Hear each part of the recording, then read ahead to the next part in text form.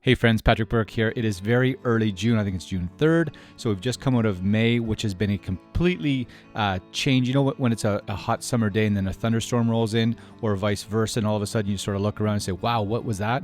That was the feeling we had in May after a very sort of electric January, February, March, some record-setting data as far as those months go. So what happened in May sort of stopped people in their tracks, and we've seen the data has shown it, the overall sentiment out there has shown it. It's a completely different feel. So I wanted to have a quick dig into that today and go through it with you. It really comes down to the arrival of uncertainty or the lack of predictability. You know, for a while, things were somewhat chugging along. We had somewhat of an idea of what was going to come next, and now all of a sudden, we really don't, right? So you look at all the stuff that's going on out there, the overall economic picture, you know, stagflation, inflation, there's all these other terms that are being thrown out there and forecasting that's not pleasant that's out there. There's the war in Ukraine that is affecting all of us in some manner. General polarization or angst out there amongst people. Just look at the comments after the election yesterday. People just jump on social media and just terrible to each other, right? So there's an overall weirdness going on out there collectively. So real estate's a huge piece of, you know, if somebody's buying or selling, that's a big deal. So of course it's going to be affected by what's going on around it. I just printed off here, when you look at the word uncertainty online, the state of being uncertain, of course, unpredictability, riskiness, hesitancy, doubt, tentativeness, lack of confidence. What's the opposite of uncertainty? Of course, it's certainty, predictability, confidence, all these things, right? So that certainty, predictability, confidence thing is part of a healthy market that's moving along nicely, where people are, you know, buying and selling, moving and otherwise. But you take those things or you flip them upside down for uncertainty or unpredictability or lack of confidence. And I think you have what we're starting to see, or what we're seeing right now out there in the marketplace. Assessing any market, really you can break it down to supply and demand, right? How many things are for sale? How many people want to buy them? And so what we saw earlier this year was outrageous demand. People lined up, 75 showings, 17 offers, 120% of asking. All that stuff was going on back then. And that was that demand up against pretty average new listing inventory. Some months were big listing inventory, but sales just kept crushing, right?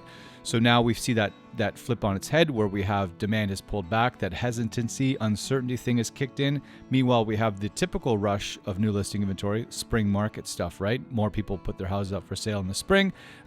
At the same time, you have a group of sellers that don't want to miss the boat, so they're throwing their house up in the market, trying to squeeze out every nickel that they can, whether they're investors offloading an investment property or a family property or whatever it is, or people just selling and doing something else in another market. So we've got the teeter-totter thing doing this. I think we all know that data can be spun in all directions depending on who's painting the picture, right? Look at baseball, for example. You can have a ball player who's batting .340 for the year. Let's say over the span of 2 weeks, they absolutely stink. They can't see the ball. They're batting .140. All of a sudden, the guy's garbage. You say, how does that work, right? You zoom out, look at the big picture, great numbers. Zoom in, look at those 2 weeks, this guy stinks. So you can, depending on how you look at the real estate data, you can paint a picture of a market that's either healthy and chugging along, that's doing okay in the grand scheme, or that's terrible. Look at St. Catharines average sale pricing as an example. Year to date, the average sale price in St. Catharines compared to the 2021 average is actually up 19%. We're still up 19% compared to last year. Yes, things have pulled back a little bit, but still up 19%. If the year were to finish now, obviously it's not, but if it were to finish now, it would be roughly a top 5 all-time year for average sale price. Meanwhile, year to date May 2022 versus May 2021. So last month versus the same month last year, up 13% year over year. Look at May 2022 versus April 2022. It's actually down about 5.5%. You look at May 2022 versus the year-to-date average for 2022, it's actually down about 7%. So yes, the market peak, as in many markets in Niagara, was back in February and March. So yes, there's been a pullback in pricing, but it is still up again 19% compared to 2021 total. Whew, there we go. In any given year, the spring market is generally March, April. It's not generally, it is. It's March, April, May. Those are the 3 months when we see the most activity, the most churn in the market, number of listings, number of sales, just overall buzz. That's when most of it happens, right? So let's look at March, April, May 2022. How did it perform historically in comparison to what is normal? So 4,510 new listings in March, April, and May in Niagara. Going back 20 years, I didn't go back further than that, but going back 20 years, that is the highest number of new listings for that 3-month period. Second place was last March, April, and May 2021. And we all know, I think you know, that market was incredible. It set some all-time records that still aren't broken. So yes, number of new listings, the supply, 4,500. Last year was 4,266. So that's the supply, right? How many houses are put out there for sale for people to buy? Now, the thing with last year was there was a few months back there that set all-time sales records. So yeah, supply was wow, holy cow, but so was the demand, so were the number of buyers. So what happened with sales this year? So obviously March, April, and May have had a little bit of a different flavor here in 2022, but in general, 2,330 sales so far this year. That is 1,000 less sales than happened last year. Last year was right around 3,300 sales in the spring market, March, April, and May. We're around 2,300 this year. So yes, new listings were up about 300 this year versus last. Sales were down about 1,000 or so. So that's a $1,300 listing net difference between supply and demand. But, and there's always a but with statistics, is how did this March, April, May compare to what's normal? Because remember, we're comparing 1,000 less sales to the same time period last year, but last year set all-time unbroken sales records for a few of those months. So this March, April, and May time frame in 2022 is actually the third highest in modern times for number of sales over that 3-month time period. And yes, May is certainly underperformed what it normally would do, but when you pull it out and look at over those 3 months, third highest all time. There's only so many houses that can get listed and sold every year, right? In general, our rough numbers in Niagara around 7,800 to 9,000 sales in a year. So if that's a general average and a disproportionate amount are sold in February and March, then you can expect there's some kind of an adjustment or a leveling out that's going to happen at some point, because we can't all of a sudden have 13,000 sales in a year based on the track record of the beginning of the year, right? So to some extent, the current market can borrow from the earlier market and vice versa. Pricing. What's going on with pricing? What are homes selling for? What's my house worth, right? That's the big one. That's what everybody wants to know. What would you list it for? What would you sell it for? And in general, there's a few things to consider. I wanted to show you a few things here. So this here shows you January, February, March, April, May 2022, the Niagara region average sale price so far this year on a monthly basis. And you can see so far year to date, Niagara is sitting at $858,000. The market peak was in February at $871 for a specific month. May was at $853. So yes, it's pulled back a little bit, but that is with what we'll call the Big Five in the data. So the Big Five: Niagara-on-the-Lake, Fonthill, Grimsby, Lincoln, West Lincoln. So with those cities in the data, that's what you get. And so let's take those out. Let's look at only, St. Catharines, Niagara Falls, Welland, Thorold, Fort Erie, Port Colborne, all the other cities. This graph shows you that. And you can still see impressive numbers, right?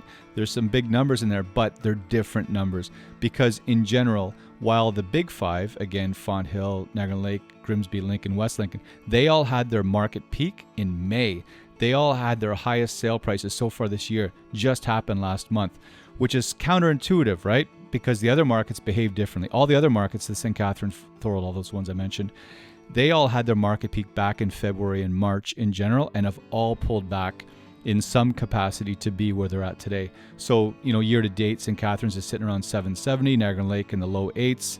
Welland is sitting around 711 so far year to date, but Welland in May actually had an average sale price under 7, which it hadn't had yet this year. So I want to show you St. Catharines, Niagara Falls, Welland in particular, right here, just because again they have the most number of sales on an annual basis, so there's less volatility in the data. So that's St. Catharines. Here's Niagara Falls, and speaking of volatility, there's some volatility there.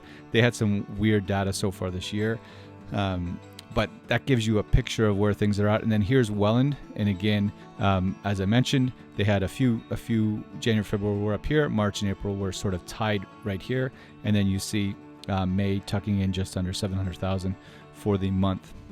So that's going to be important to watch.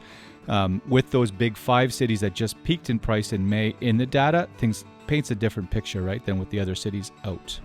There's the market in a nutshell. Change in certainty, change in predictability, change in sentiment. The climate's different. Everybody's feeling a bit angst, not only in real estate, in general in life, quite often. Not to summarize or generalize, but that's where things are at right now. So the market's really just trying to find its footing, I think. We had a tumultuous start to the year, and then, of course, that can't go on forever. So what's happening right now is sort of getting off the roller coaster and standing around and sort of finding your footing, getting your balance, and then figuring out what to do next. I think the market in general is doing that. We saw that happen in the 2008 market. We saw that happen in 2017. In that April market, things totally changed in 2018 and 19 before the market figured itself out again. Then COVID showed up, and then it did what it just did in the last 2 years. So the market always changes, right? So that's what we're in right now. It's not panic stations. It's not, oh my God, what am I going to do? It's having the right strategy, having the right approach, the right mindset about how to do what you need to do. If you need to sell this house here and buy over there, or you need to just buy that house or just sell this house, whatever the case may be, there's ways to maneuver appropriately in any marketplace. It's a matter of figuring out what's going on right now, and I stress right now. When you see people that are employing strategies from March here in May or June, those are the listings that are getting in trouble, or they're hanging out there to dry, or they're coming back at a new price and trying to sort of hat in hand coming to the marketplace and said, how about now, right? So that's I think the key as we get into this new time period, this new change of climate, is to figure that out. So there's no one size fits all for assessing the market, because it's different depending on, as you just saw, what city, what area, what neighborhood, what type of home. There's demand for this type of home, but less so for this type of home, for example. So it's a matter of getting sort of narrowing down, looking big picture, but then narrowing down on a specific house or area to get a better idea for what you have. Hopefully that helps. Encourage you to subscribe to this channel. Down there somewhere you can hit the bell. As well, a few other things. We have a podcast right there. Myself and Sean DeLotte from the Davids and DeLotte team that we just put out podcast number 6, and number 7 comes out next week. So we are new to it, but we're really enjoying it. The one we just put out is all about mental health for realtors and stuff that everybody's feeling, angst and anxiety, all those other adjectives I used earlier. As well, every last Friday of every month, we do an Instagram live where we take the market apart, talk data, trends, numbers, supply, demand, buyers, all that stuff. So that's the last Friday of every month at 9:30 on Instagram. We do that. And then, of course, there's blogs and websites and all that other stuff that we've got running. So if you ever have any questions, you can always check one of those, or you're always welcome to reach out directly. I'll put my cell phone right here, too. You can shoot me a text if you ever want to chat. Okay, thanks so much for joining. Take care, and we'll see you soon. Bye.